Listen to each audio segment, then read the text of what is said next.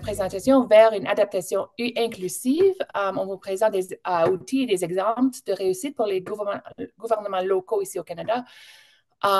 Merci de votre participation. L'atelier aujourd'hui est conçu pour nous permettre de réfléchir ensemble aux moyens d'intégrer de manière significative l'équité dans le travail d'adaptation des municipalités au changement climatique.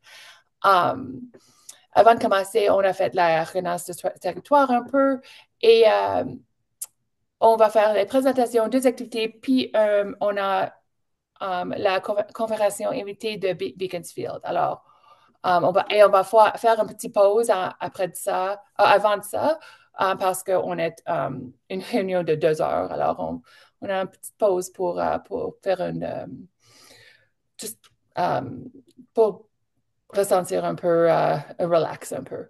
Okay. Une dernière remarque avant d'entrer dans le vif du sujet. Cette séance est présentée par ICLEI Canada, est offerte dans le cadre d'une initiative du Fonds municipal vert, dont la prestation est assurée par la FCM. Nous sommes ravis de vous présenter cette séance et de travailler avec vous aujourd'hui. OK, la prochaine. Voilà. Alors, comme on connaît, si on travaille dans l'environnement et dans le climat, les effets du changement climatique ne seront pas ressentis dans la même matière pour tous. De même, la façon dont nous planifions et réagissons aux effets climatiques ne peut pas être uniforme. Les cadres équitables s'éloignent de l'idée de solution unique et reconnaissent que les collectivités et les individus abordent la question de l'adaptation avec les expériences différentes influencées par divers facteurs, tels que les conditions sociales et les systèmes de pouvoir qui déterminent la manière dont les effets de climat sont ressentis. Ces expériences différenciées sont souvent appelées vulnérabilité, mais ce terme n'est pas adapté à la réalité et ne rend pas compte de manière adéquate des déterminants de la vulnérabilité qui existent en raison des inégalités systémiques qui sont déjà en place et supportées par les structures. Il ne reconnaît pas le pouvoir d'action, l'expertise et les compétences qui possèdent de nombreuses personnes qualifiées de vulnérables.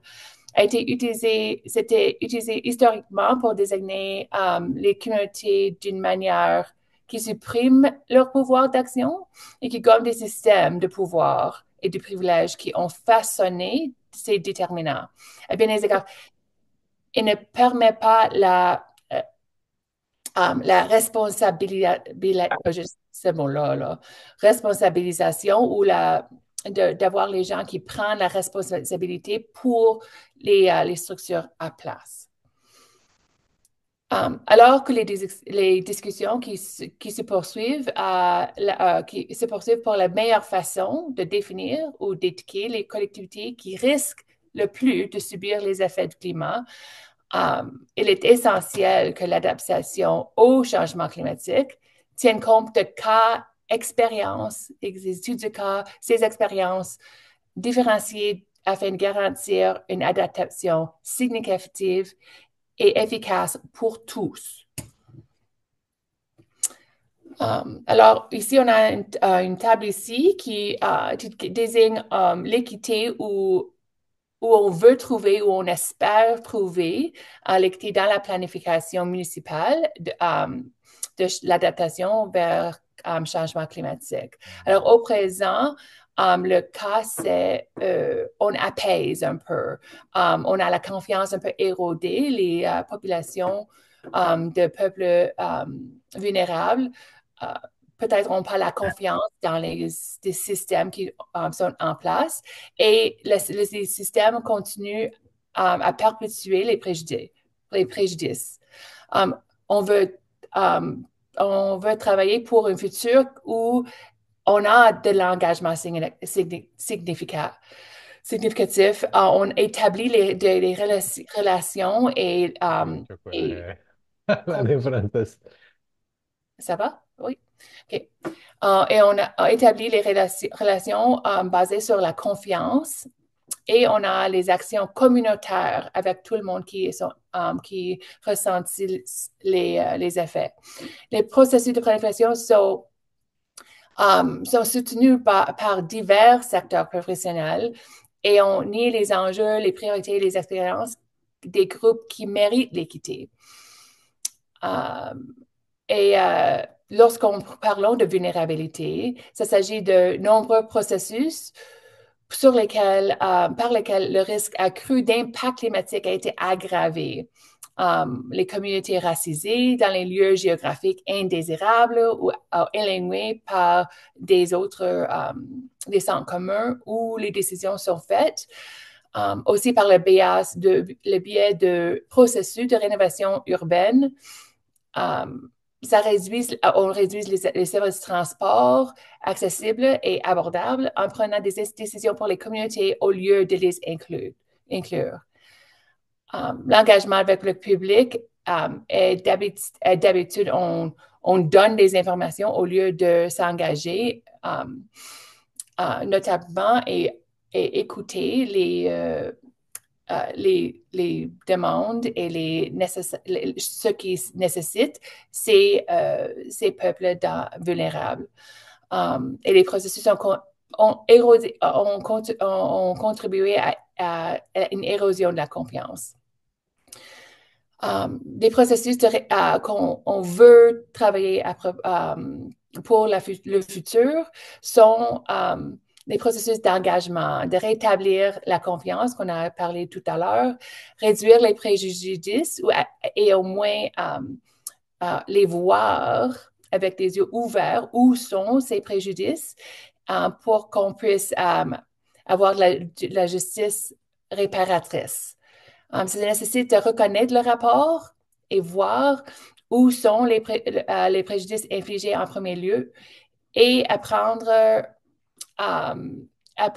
tout ça comme une étape importante vers l'adoption inclusive. Les administrations locales doivent se poser certaines questions afin de commencer à établir ces liens pour établir cette confiance et de s'engager de manière constructive en mesure de mettre en pratique les leçons tirées les expériences de ceux qui restent ou qui vivent avec ces vulnérabilités. C'est le temps de changer la relation qui existe entre les municipalités et les communautés historiquement marginalisées. OK. Ce passage à l'adaptation de changement de climat inclusive et équitable commence par quelques actions clés qui sont sur l'écran maintenant. Il faut reconnaître la dynamique de pouvoir entre les acteurs, ceux qui prennent la décision, et les membres de la collectivité qui ressentent les impacts le plus. Faut demander aux collectivités, aux gens qui représentent ces collectivités, dans quel domaine le pouvoir devrait leur être rendu lorsqu'il s'agit de prendre des décisions à l'échelle locale pour les collectivités et réfléchir à propos de que sont les meilleures réponses ou les meilleures solutions pour tous. Pour ce faire, il faut connaître les dynamiques de pouvoir existantes. On peut pas faire des changements sans reconnaître où il y a des espaces où les manques de pouvoir pour réétablir ces balances. Aussi des formations internes, des ateliers et renforcement des connaissances pour les gens qui travaillent dans ces espaces. La prochaine clé importante, c'est de remettre en question les schémas de comportement qui perpétuent les inégalités et les modes de participation. Si on ne sait pas comment demander les gens, si le moyen de comment on demande les gens de nous donner leurs informations n'est pas conçu de façon qu'ils se sentent à l'aise et ils ont confiance que leurs contributions n'auront pas traitées de façon confiance et sympathique. La peur de mal faire les choses peut être un obstacle à l'action. Si on apprend à connaître les privilèges et les préjugés passés et présents, c'est inconfortable, mais il faut réfléchir à la question de savoir si cet inconfort nous empêche s'il nous empêche de changer des choses. Il faut vraiment voir les systèmes comme ils le sont, pas comme on veut les voir. Il faut réfléchir à la manière d'intégrer qui est responsable et qui est, avec qui il nous manque dans les processus. Et la dernière clé, c'est important, pas la dernière clé, mais la troisième clé importante, c'est de reconnaître que les collectivités et les membres marginalisés sont vraiment les agents actifs de changement dans leur communauté, avec les gens qu'ils vivent et travaillent avec de jour en jour. Les collectivités ne sont pas autonomisées. Elles ont déjà les outils et les connaissances nécessaires pour changer les choses. Ils peuvent se parler entre la communauté aussi. On a de l'expérience qui nous montre que, que les gens ont de la confiance dans d'autres gens dans leur communauté. Alors, il faut reconnaître les gens qui ont ces connaissances dans leur communauté et déjà et travailler avec eux autres. Il faut reconnaître comment notre travail, ou votre travail, reconnaît l'expertise de chaque personne qui se présente à la table. Et à quoi ressemble le leadership ici? Comme on parlait tout à l'heure, le leadership au sein de la communauté, comment est-ce qu'on parle de leader à leader au sein de la communauté et comment construisez-nous les partenariats et les relations qui reconnaissent le leadership? En fait, pour intégrer l'équité dans l'adaptation au changement climatique, il faut notamment passer une approche descendante, une approche qui fait entendre la voix des collectivités méritant l'équité. Ça ici, c'est une roue, si vous n'avez pas déjà vu ça, ici, c'est une roue de privilèges et de pouvoir. C'est un outil qu'on a tiré des États-Unis et on a adapté un peu pour nos moyens. Et il s'agit de reconnaître la dynamique de pouvoir. On peut voir ici dans la roue les différents niveaux des impacts de chaque niveau des préjugés ou les affaires qui sont des barrières à pouvoir. Cette proximité peut influencer la façon dont les différentes voix sont prises en compte dans la prise de décision. Pouvoir, c'est un peu au milieu ici, si vous pouvez voir mon écran ici. Ça, c'est pouvoir. Et le plus loin qu'on est du milieu, le plus loin on est du pouvoir. Alors, on pourra peut-être, si on a de la peau blanche, on est masculin et on est neurotypique, on est plus proche au centre de pouvoir. Si on a des différentes teintes de peau, si on ne parle pas l'anglais ou français ici au Canada, si on a si on a une incapacité visible ou non visible, ces affaires-là nous rendent moins proches au centre de pouvoir. Et c'est plus difficile de travailler ou de faire des différences ou d'avoir une voix dans les changements, dans les prises de décision. Nos connaissances sont limitées par notre relation au pouvoir. Alors, ce qu'on connaît aussi, si vous avez des conversations sur l'adaptation équitable au changement climatique, c'est important de reconnaître où se situent les limites de nos connaissances. Si on est au milieu ici, c'est plus difficile à voir un peu qu'est-ce qui se passe à l'extérieur. Par contre, si on est à l'extérieur de cette rue ici, parce qu'on est forcé de voir comment ça fonctionne dans le mainstream ou avec les gens de pouvoir, ces gens ici savent comment leur vie ou leur accès au pouvoir est, et aussi ils ont les expériences pour voir un peu comment ça marche au milieu aussi. Alors, ils peuvent voir de deux façons. Nous reviendrons à cette roue de pouvoir dans l'activité 1. Je crois que Naomi va partager le lien pour que vous puissiez voir cette roue ici sur votre écran pour travailler dans les activités. Alors, vu qu'on connaît qu'il y a des différences à pouvoir et l'équité, ça nous rend, on a des objectifs pour les identifier, qu'est-ce qu'on pourra faire. Um, ça vient de notre guide The Guide to Equitable Community-Driven Climate Preparedness Planning du CCNDS, mais ça reconnaît trois types d'objectifs.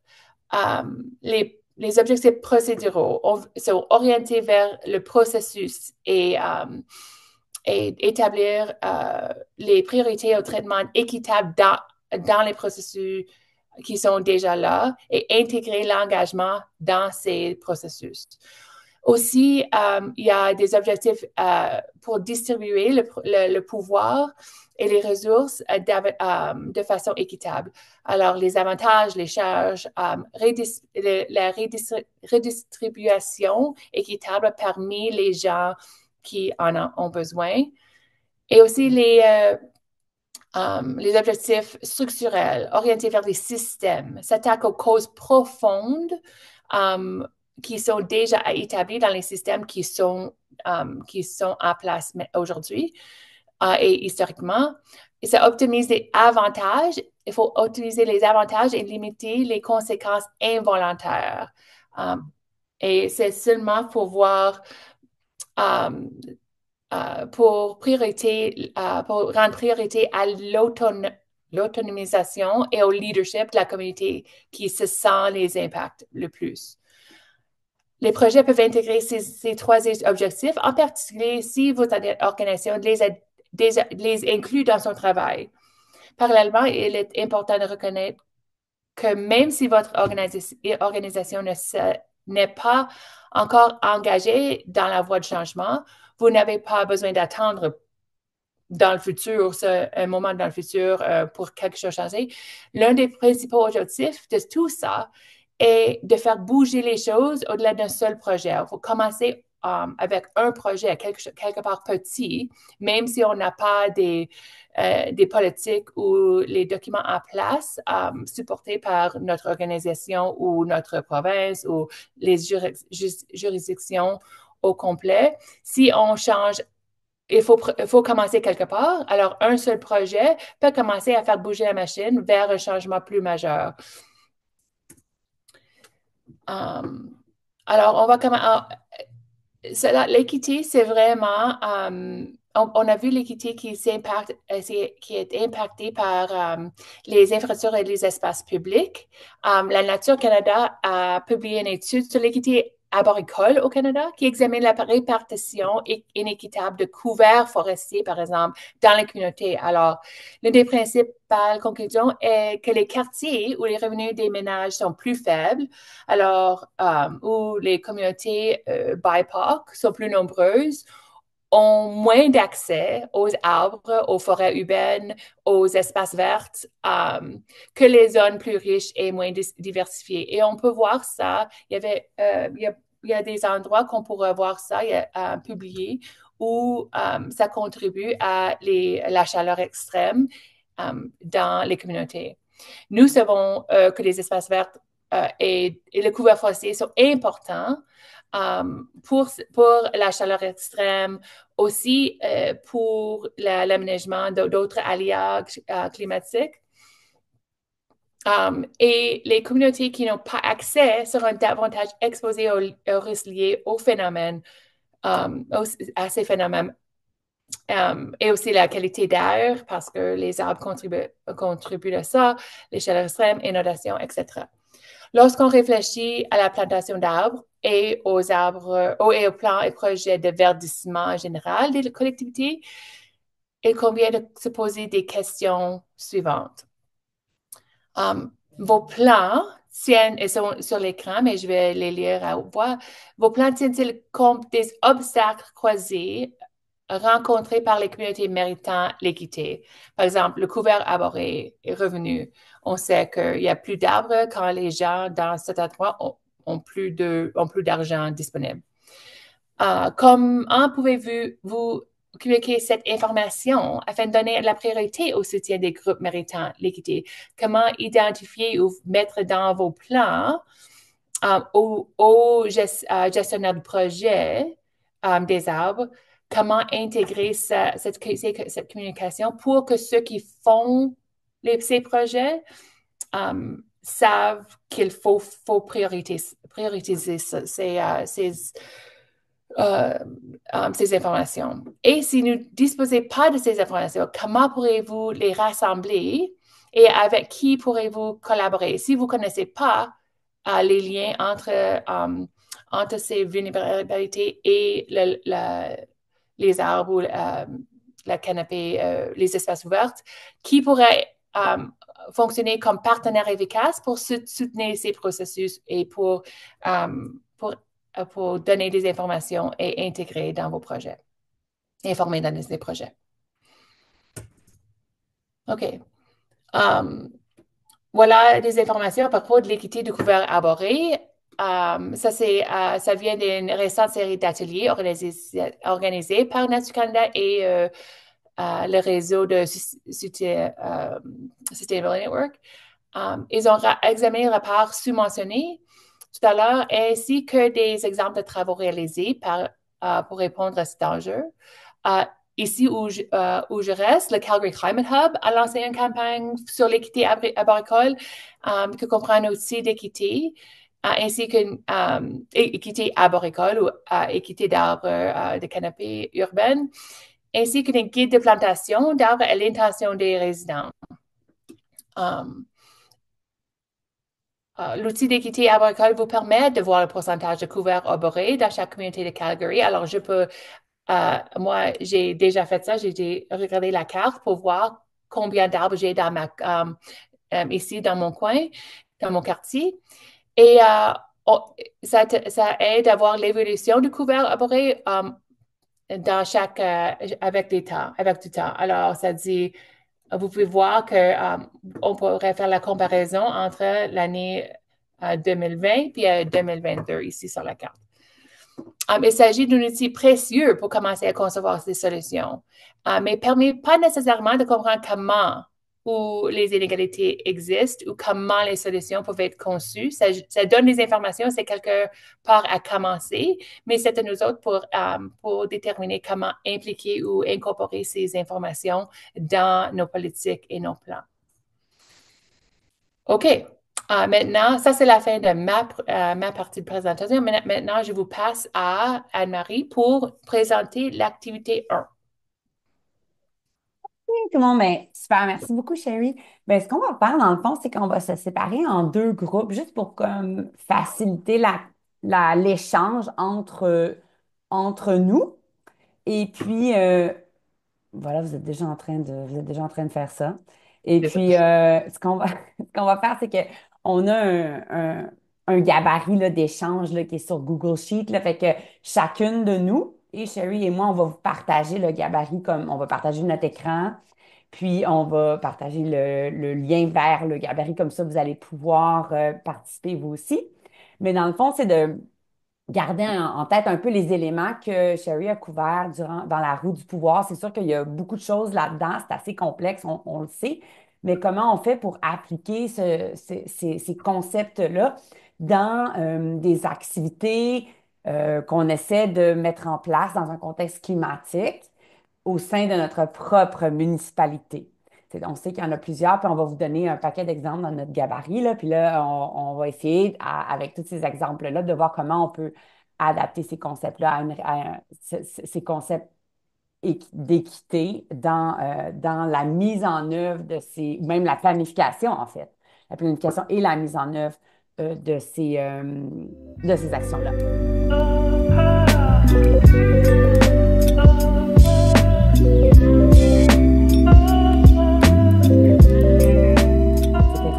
Re-bienvenue. Alors, sans plus tarder, je vais vous présenter nos deux collègues de la ville de Beaconsfield qui ont entrepris une démarche dans le cadre d'un projet inclusif socialement pour accroître le tissu social de leur communauté. Et ils ont, si je ne me trompe pas, une quinzaine de minutes pour présenter. Alors, je vois Andrew Duffield, qui est directeur du service environnement de la ville de Beaconsfield, et Elisabeth Lemire, qui est chef de division au niveau de la bibliothèque, service bibliothèque de la ville de Beaconsfield. Donc, les deux sont les instigateurs de ce projet-là. Et ils vont vous présenter un cas concret de comment on réussit à implanter un projet de ce genre-là? Les gens, peut-être les erreurs aussi, les apprentissages. Je sais pas exactement, mais je suis certaine que c'est extrêmement riche ce qu'ils ont à nous partager. Donc, je sais qu'Elisabeth, tu pouvais partager ton écran. Je veux juste voir si tu réussis à partager ton écran d'abord et avant tout. OK, je vais essayer. Bonjour, Alors, Elisabeth. allô, ça va? Oui, ça va bien. Prends ton temps. Oui. OK, donc, je vais mettre en mode présentation. Oui, tu es sur Canva. C'est dommage cool. Fait que Oui, je ferme mon micro et je te laisse. au Je vous laisse début. aller les deux. Oui.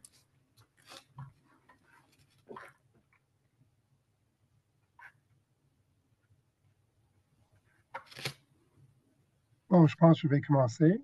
Mhm. Alors, je me présente, Andrew Duffield, juste comme Anne-Marie avait indiqué, je suis directeur du développement durable, ce qui pour une ville d'une, disons, plus petite taille, implique beaucoup de chapeaux. Elisabeth, est-ce que tu veux te présenter? Oui. Bonjour, moi c'est Elisabeth Lemire, chef de division bibliothèque culture à la ville de Beaconsfield. Donc, ben, dans mon rôle, je chapeaute le volet bibliothèque, culture. Je travaille beaucoup aussi avec des associations locales. Donc, c'est pour ça en fait que je travaille avec Andrew sur ce projet-là. Mon implication vient surtout considération climat, mais c'est clair pour une ville comme Beaconsfield, tout projet, surtout un projet qui vise à soutenir la vie et la qualité de vie de nos résidents, être, doit passer à travers, mais aussi doit être livré et soutenu par nos résidents, étant 95% résidentiel ici à Beaconsfield. Alors, pour notre projet Connectons Beaconsfield, par la nature du projet, qui a comme but global de euh, confronter euh, les impacts climatiques et bâtir la résilience climatique à travers la connexion sociale. Alors, avec cet objectif, c'est clair que les notions d'équité font partie intégrale, mais à travers le développement du projet, on a découvert, puis on était encore plus intentionnel dans l'établissement, puis bâtir notre compréhension de c'est quoi équité afin d'implanter ce projet. On est toujours en implantation. Ce n'est pas, on vise éventuellement que ce projet passe du stade projet à programme soutenu de façon pérenne. Mais on est toujours en développement, puis on est toujours en train de découvrir comment on peut améliorer du côté équité. Elisabeth? Mhm. Donc, avant de commencer, en fait, je vais faire un bref survol de la ville de Beaconsfield, donc du contexte local, parce qu'il y en a peut-être ici qui n'ont jamais entendu parler de Beaconsfield. Donc, en fait, c'est considéré comme une banlieue dortoir. Donc, comme Andrew le mentionnait, une ville qui est principalement résidentielle, maison unifamiliale aussi principalement. Les citoyens y réfèrent souvent comme étant la campagne en ville. C'est vraiment beau, il y a des arbres partout. On est en bordure du lac Saint-Louis. Sinon, par rapport à la population, donc, il y a 19 390 citoyens sur le territoire, population très bilingue. Donc, plus de 20% de la population sont des aînés. Un peu plus de 1000 personnes habitent seules. Et puis, il y a quand même aussi une population importante issue de minorités visibles. Puis, selon les estimés, plus de 2700 citoyens vivraient avec une ou plusieurs incapacités. Dans la présentation aujourd'hui, parce qu'en fait, ça rentre plus dans notre expérience. On va parler principalement, on va donner des exemples de 3 groupes donc qui sont affectés d'une façon disproportionnée face aux impacts des changements climatiques. Donc, on va donner des exemples plus concrets par rapport aux aînés, donc des initiatives qu'on a mises en place aussi auprès de citoyens en situation de handicap, puis nos résidents aussi inscrits à notre registre de personnes vulnérables. Donc, pourquoi mettre en place un projet comme Connectons? L'enjeu qui avait été identifié au départ, c'est que les impacts des changements climatiques affectent davantage les citoyens isolés plutôt que ceux ayant un réseau social. Le souhait avec notre projet, c'est de développer une culture où les résidents s'entraident, donc qu'ils soient à l'aise d'offrir et de demander de l'aide aussi avec leurs voisins. Et l'objectif avec Connectons, c'est de favoriser la création et la solidification des liens sociaux sur le territoire pour renforcer la résilience de la communauté, résilience de façon générale, mais aussi pour faire face aux impacts des changements climatiques. Donc, concrètement, qu'est-ce que ça implique? Au-delà de simplement s'entraider, c'est beau dire s'entraider, comment est-ce qu'on peut bâtir cette notion qui devrait exister dans les collectivités actuellement et qui existait, selon nous, de façon plus de nature il y a 20, 30, 40 années. On a perçu à travers les années qu'il y a moins de connexion entre nos résidents, mais il y a quand même une volonté de bâtir cette notion et cette appréciation de comment on peut s'entraider. Alors, on a l'impact des événements météorologiques qui nous ont identifié comment ces connexions sociales, qui, on espère, va se développer en résilience communautaire et pas simplement en résilience climatique. Ces événements nous ont vraiment martelé le besoin et la plus-value de renforcer ces connexions. Une chose qui est sortie, même s'il y avait une certaine reconnaissance de ceci, mais c'était rendu encore plus clair pour nous, c'était l'anxiété rattachée à l'impact potentiel des événements météorologiques extrêmes.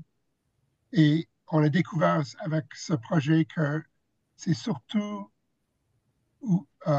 c'était un élément qu'on n'avait pas identifié au début du projet, mais c'est l'anxiété qui affecte tout le monde, qui doit être adressé à travers le projet et sera un atout à développer non seulement pour les personnes qui sont plus sensibles, mais pour tous nos résidents.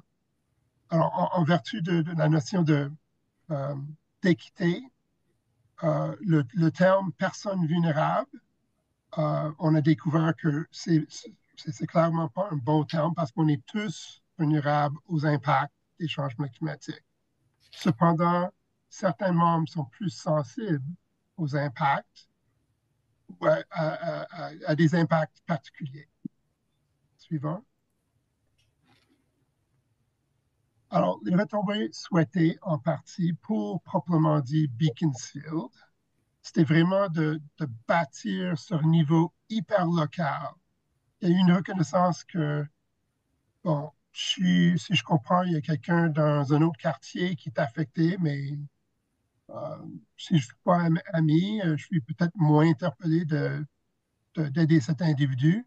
Mais pour mes voisins, même si je ne les connais pas, mais je les connais je connais leur visage, si on vient vers moi où je vois vraiment un besoin, oui, je serai prêt à fournir de l'aide. Alors, l'idée de déployer sur une base hyper locale, on a vu qu'il y avait vraiment une volonté par rapport à ceci. mais de développer ça par un ambassadeur qui couvre un secteur, ce sera moins réaliste. Les personnes qui sont plus sensibles, il faut connaître où ces personnes habitent et ensuite, quelle est la nature de leur sensibilité. Certains qui sont en mobilité réduite ont déjà bâti leur propre appui, leur propre réseau, leurs propres besoins. Alors, même ces gens-là peuvent aider des personnes qui n'ont pas, par exemple, un, déficient, un problème fonctionnel, mais il y a des personnes qui sont paralysées par l'anxiété rattachée à ceci. Alors, en se parlant, on a vu qu'il y a des opportunités pour créer sur une base une connexion à la fois, une reconnaissance mutuelle de l'impact potentiel et comment on peut bâtir cette notion de résilience communautaire sur une base hyper locale. OK. Ici, en fait, c'est la liste des partenaires avec qui on travaille sur le projet Connectons. Donc, je ne vais pas en parler plus longtemps, là. Andrew va vous donner quelques détails bientôt, mais en fait, c'est juste pour montrer qu'il y en a quand même beaucoup. Il y en a aussi qui se rajoutent au fur et à mesure de l'avancement du projet. Puis il y a aussi une belle diversité de types de partenaires. Donc, il y a des groupes locaux, il y a des organismes plus de support social. Donc, on travaille avec tous ces groupes-là pour le projet. Ici, la diapo aussi, c'est pour montrer l'évolution, ce qu'on a fait depuis les tout débuts du projet. Donc, on a commencé à travailler là-dessus en décembre 2022. Donc, dans la première année, en fait, c'était vraiment plus un exercice de réflexion en groupe où on a développé ensemble une vision pour le projet. On a identifié des actifs sociaux. On a pris le temps aussi de réfléchir par rapport à c'est quoi que ça représente, là, la vulnérabilité à Beaconsfield. À l'été 2023, on a mené un sondage pour essayer d'évaluer la cohésion sociale sur le territoire, donc le voisinage, le lien de proximité aussi entre les citoyens. Par la suite, on a eu plusieurs activités là, de co-création, des ateliers avec nos partenaires pour décider quelles actions on mettrait en œuvre dans le projet pilote. Puis, le projet pilote a eu lieu l'été dernier, donc à l'été 2024. Là, maintenant, on est rendu à la phase d'évaluation. Puis, on va réfléchir par rapport à la suite des choses. Donc, c'est ça pour le reste de la présentation. On va vous partager des trucs pratico-pratiques pour essayer de rejoindre la population en général, mais aussi les citoyens qui sont plus isolés, qu'on ne voit pas nécessairement dans nos installations. Andrew, je te laisse la parole. Bon, c'est beau partir un projet, mais il n'y a rien de mieux que d'avoir, c'est dommage de vivre ceci, mais il n'y a rien de mieux d'avoir l'impact de certains événements pour marteler la plus-value d'une telle démarche, mais aussi identifier comment cette démarche par type d'impact ou type d'événement météorologique extrême pour y servir. Alors, en avril 2023, il y a eu de la pluie verglaçante et en raison de la canopée très importante à Beaconsfield, et c'est un fort urbain mature, il y a des secteurs de la ville qui ont vécu une panne électrique qui a duré plus qu'une semaine. Alors, même pas 5 jours, même allant jusqu'à 9 jours pour des cas isolés. Et ensuite, en août 2024, il y a eu des pluies diluviennes qui a causé des inondations, des refoulements dans les maisons. Et là, on parle de plus que 1000 résidences. C'est clair que lors de ces événements, surtout dans les premières 24-48 heures, la ville ne peut pas aider de façon ciblée les résidents qui vivent les répercussions. Alors, c'est grâce aux réseaux locaux, à leur connaissance, et aux voisins qu'on peut passer à travers ces moments difficiles. Encore une raison pour marteler la valeur de ce projet auprès de nos résidents. Ce projet a été démarré en, je pense, décembre 2022. Alors, lors de l'évolution du projet, on a vécu ces deux événements qui auraient servi pour l'équipe de projet, mais aussi pour nos résidents de venir à reconnaître comment et le besoin d'agir ensemble et évaluer comment est-ce que Connectons peut bâtir et renforcer les liens dans la collectivité. Alors, comment intégrer l'équité? Je suis ingénieur de formation, je ne suis pas formé dans ce domaine. C'est grâce à Elisabeth et son équipe qu'ils ont beaucoup meilleure compréhension de c'est quoi l'équité et les soutiens à favoriser ici à Beaconsfield. Côté ingénieur, on a une bonne connaissance de notre territoire, la vulnérabilité des réseaux, d'aqueducs, des égouts, des enjeux en fonction de notre capacité de s'adapter aux impacts climatiques. Mais pour un projet comme ceci, dans le fond, c'est quel est l'impact à nos citoyens? Alors, la compréhension de notre collectivité, des citoyens. Question? Non?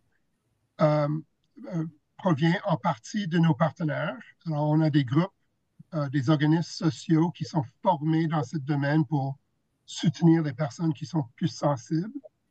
Et on a aussi des groupes locaux, des groupes qui sont de Beaconsfield et comprennent leur quartier, leurs voisins, leur groupe d'amis. Alors, c'est vraiment grâce à ces deux personnes que les gens de la ville peuvent développer une compréhension et un langage afin de vraiment déterminer ensemble quels sont les besoins, les appuis qu'on peut mettre en place. Puis ensuite, on parle de population ciblée. C'est important de dire que oui, il y a peut-être des gens qui sont plus sensibles que d'autres, qui seront affectés de façon démesurée lors des événements climatiques extrêmes. Mais c'est crucial d'identifier qu'on est tous affectés par ceci, puis il y a tous un intérêt de s'impliquer afin de bâtir une résilience communautaire. Oui, donc un autre aspect qui est vraiment important dans ce projet-là, c'est de prendre du temps pour échanger avec les citoyens. Donc, on essaie d'échanger dans différents contextes le plus souvent possible. Donc, on essaie de sonder directement nos citoyens. Ça fait que on a à la ville un registre de personnes vulnérables. Donc, c'est à peu près 150 citoyens qui sont inscrits. C'est géré par la division de la bibliothèque et de la culture. Donc, il y a des appels qui sont faits par notre équipe. Ça fait qu'on en profite aussi lors d'appels de poser des questions aux citoyens pour mieux évaluer les besoins de façon générale. Sinon, à part ça, on en a profité. Donc ça fait 2 ans qu'on fait ça. Puis c'est une expérience qu'on souhaite répéter chaque année. Donc, on fait une session porte-à-porte avec le SPVM. Donc, c'est une campagne qui vise les citoyens aînés sur le territoire. Sinon, on essaie aussi de prendre le temps d'échanger avec nos citoyens lors d'événements spéciaux. Donc, de faire des mini-sondages. Donc, des événements, on en a beaucoup tout au long de l'année. Puis, on en profite surtout aussi pendant l'été. Une autre chose aussi qu'on tente de faire, c'est d'inclure des questions en lien avec le climat dans d'autres projets qui ne sont pas directement liés. Là. Donc, je donne un petit exemple ici. On a fait une étude de besoins culture loisirs il y a 1 an et demi. Donc, c'est un sondage à grande échelle. On a pris la peine d'inclure des questions en lien avec le projet Connectons. Sinon, moi, à la ville, je suis coordonnatrice du plan d'action accessibilité universelle. On a eu des groupes de discussion, puis un sondage aussi qui a eu lieu à l'automne dernier. Donc, pour recruter des citoyens en situation de handicap, on avait fait appel à nos groupes, nos organismes locaux qui travaillent avec ces citoyens-là. Puis, dans les focus groups, dans le sondage aussi, on a inséré des questions en lien avec le projet Connectons. Donc, le fait de prendre du temps pour échanger avec les citoyens sur le terrain, donc à l'aide de différents outils aussi, en ligne, en personne, ben, ça nous a permis de rencontrer des citoyens qui n'étaient pas dans nos réseaux actuels. Sinon, ben ça, je vais passer là-dessus vraiment rapidement. Bon, j'ai parlé d'événements qu'on organise régulièrement. Donc, la plupart de nos événements ont lieu au pôle municipal. Donc, on a un grand parc, le parc Centennial. Mais on essaye, surtout avec le projet Connectons, d'organiser des événements un peu partout sur le territoire, donc plus près du citoyen. Puis, donc, à la fête des voisins, à l'été 2023, donc, on avait utilisé les deux outils ici à l'écran, donc l'atlas de vulnérabilité à gauche, puis des outils aussi, donc des données socio-démographiques émises par la Ville de Montréal. Donc, à droite, en fait, on voit une carte qui démontre la concentration de citoyens âgés de 65 ans et plus. Ça fait qu'on a organisé nos événements aînés dans des zones dans la ville où il y a une plus forte concentration. Puis c'est ça, pour la fête des voisins, on avait suivi cette même logique-là. Sinon, ben, je vais parler rapidement de quelques pratiques qui sont liées à notre registre de personnes vulnérables. Donc, il y a 1 an à peu près, on a revu notre stratégie promotionnelle par rapport au registre. Donc, une chose qu'on a observée en fait depuis les tout débuts, donc le registre, on l'a lancé en 2019. Donc, j'avais travaillé sur un dépliant avec l'équipe des communications. Puis dans notre branding, ça visait surtout les aînés. Puis dans le nombre d'inscriptions, dans les citoyens qui étaient inscrits, on avait peut-être comme 98% qui étaient effectivement des aînés. Mais c'est ça, on a revu la promo pour aller au-delà des critères traditionnels. Donc, donc là, depuis ce temps-là, en fait, il y a des parents en situation de monoparentalité inscrits. On a aussi des nouveaux arrivants. Donc, à Beaconsfield, il y a quand même une communauté importante chinoise. Donc, c'est ça, les personnes en situation de handicap. Bref, on a revu notre promotion. Sinon, en fait, via le registre, on fait des appels lors de situations d'urgence. Il y a des questions, comme je le mentionnais tantôt rapidement, qui sont posées pour essayer d'identifier les problèmes des personnes vulnérables, donc en cas de situation d'urgence, puis essayer aussi de trouver des pistes de solutions pour mieux les outiller pour faire face à ces situations-là. Le rôle de la ville par rapport au registre, c'est d'outiller les citoyens pour se préparer à faire face aux situations d'urgence, puis les référer aussi vers les ressources appropriées en cas de problème. Donc, tu sais, nous, à la bibliothèque, on est des spécialistes de l'information, au service de la référence. Ça fait que, donc, l'équipe doit avoir une bonne connaissance des organismes dans la région. Quelques apprentissages, c'est clair qu'on n'a pas pu tout prévoir, puis on a découvert des choses à améliorer à travers le projet. Nos divers partenaires du projet viennent de chacun de leurs perspectives. Alors, ils ont chacun leur priorité.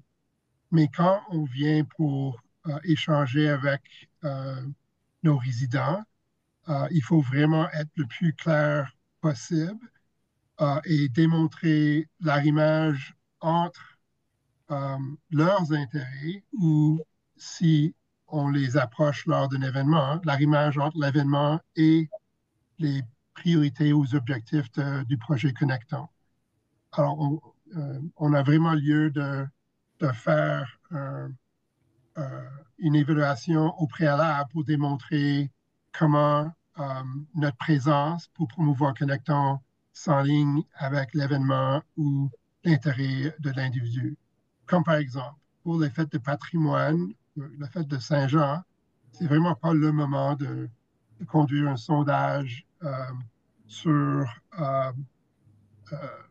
détaillé sur la connexion sociale quand les gens viennent avec les enfants pour fêter le Saint-Jean puis toutes les activités qui se font là. Cependant, il y a d'autres activités de quartier où pour lequel on peut souligner et reconnaître le tissu social dans ce petit quartier et ensuite préparer des questions qui sont vraiment en lien avec les activités puis la reconnaissance de la plus-value de cette connexion dans leur quartier. Bon, c'est évident, prendre le temps de s'échanger. Un exemple, on a bâti ce projet avec tous nos partenaires. Il fallait avoir un arrimage afin de structurer l'approche. Mais pour vraiment développer chaque action, il fallait prévoir des rencontres individuelles avec chaque partenaire pour que, un, il souligne quelle est la plus-value selon un, puis deux, que cet organisme ou ces individus se déclarent comme étant, en s'engageant dans leur rôle pour le projet. Même si la ville est facilitateur, la ville ne peut pas tout faire. Alors, il faut que nos partenaires jouent un rôle et leur rôle dépend sur la disponibilité de leur effectif, mais aussi leur intérêt. Alors, il faut être stratégique dans ce sens. Puis ensuite, est-ce que ce qu'on fait amène vraiment un plus-value? C'est un élément qu'on a eu à développer plus de façon intentionnelle dans notre projet. On n'a pas mis en place un système, et ce n'est pas nécessaire que ce soit un système développé, mais qu'on soit intentionnel afin d'évaluer les retombées des actions lors de l'événement et tout de suite après l'événement afin de revoir avec l'équipe sur le terrain qu'est-ce qui a marché et qu'est-ce qu'on devrait carrément laisser de côté parce que c'était vraiment pas vu comme étant intéressant. Pas de l'évident, mais il faut être intentionnel afin de vraiment guider l'implantation du projet pour que on peut passer des actions testées à des programmes qui sont soutenus et soient reconnus même par les élus comme étant clairement un item qu'on doit mettre les ressources en place pour les années à venir.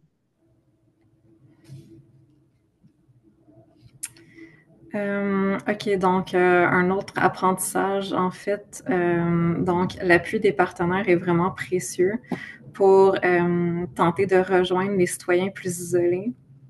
Donc, oui, comme Andrew le mentionnait, c'est important quand même de prendre le temps de bien clarifier les responsabilités de la ville versus le partenaire pour les initiatives. Donc, par exemple, l'été passé, il y a plusieurs partenaires qui ont mis en œuvre des activités, des événements. Donc, ça vaut la peine de prendre le temps de s'asseoir avant le début de l'été pour discuter qui va faire quoi. Donc, le rôle de la ville, principalement, l'été dernier, pour la mise en œuvre, c'était de faire la promotion des activités que les partenaires allaient mettre en place. On donnait aussi un certain montant là, pour qu'ils puissent acheter la nourriture pour l'activité, s'il y avait comme un snack. Donc, bref, c'est ça, s'entendre. Ce qu'on voit aussi à gauche à l'écran, c'était un outil qu'on a mis en place. Donc, on avait créé des fiches personnalisées pour chaque partenaire où on clarifiait le rôle de chacun. Un autre point important, en fait, c'est de communiquer sur une base régulière avec les partenaires, juste donc pour s'assurer que tout va bien, pour aussi rappeler c'est quoi les priorités, qu'est-ce qui s'en vient dans le cadre de Connectons. Donc, de maintenir le lien, en fait.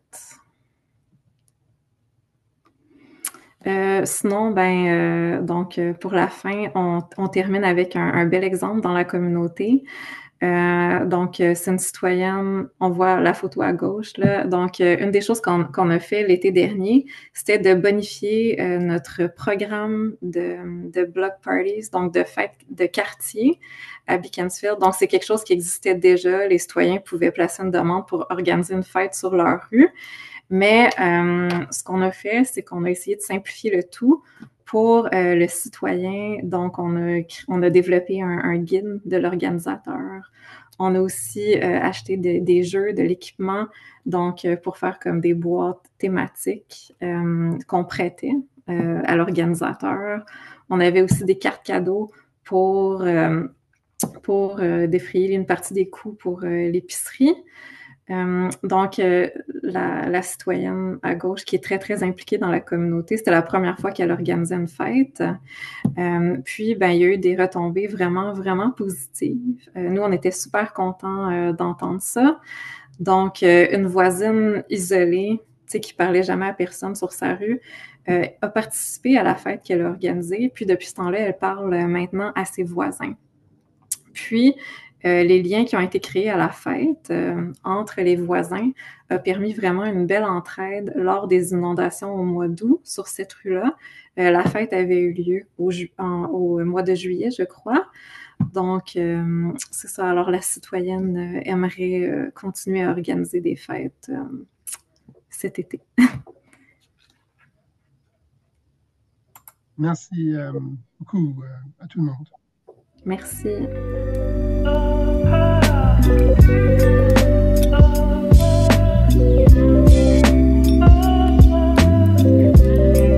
Ça, c'est notre...